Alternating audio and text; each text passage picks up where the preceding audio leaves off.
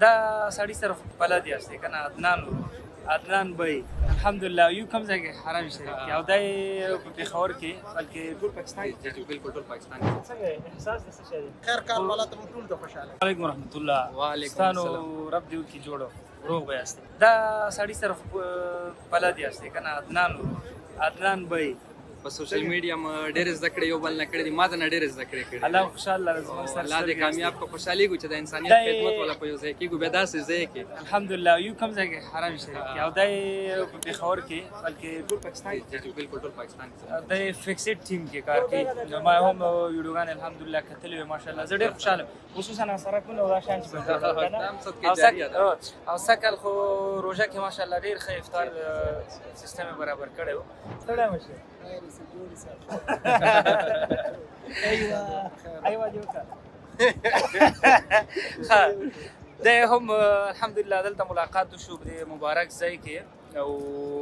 عدنان ورور هم دلته راغلی دی څنګه احساس د څه شي الحمدلله سکون احساس کوم د عبادت احساس کوم ستړی خو ښه زیات دی الحمدلله دې کې نه ستړي کېدونکي دا خبره ده که نه نو خوند یې وکړ هر وخت د الله موږ نصیب کړي ټولو مسلمان عدنان ور زه ډېر خوشحاله سم سره تاسو کوم په سره وینئ خیر کار والا ته ټول د خوشحالۍ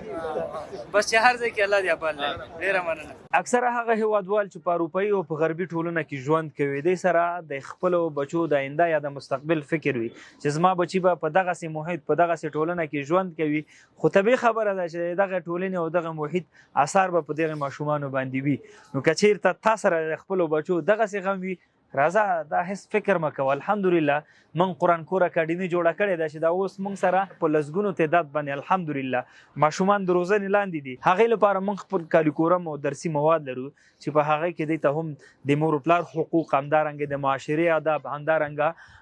هغه د شریعت مخالف یا زموږ او ستاسو د افغاني کلتور او عنعناتو مخالف کومې خبرې چې دی ته په مکتب یا په محیط کې ښودل کېږي هغه به انشاءالله دلته هر څه صفا کېږي دی همدا ستا اولاد به انشاءالله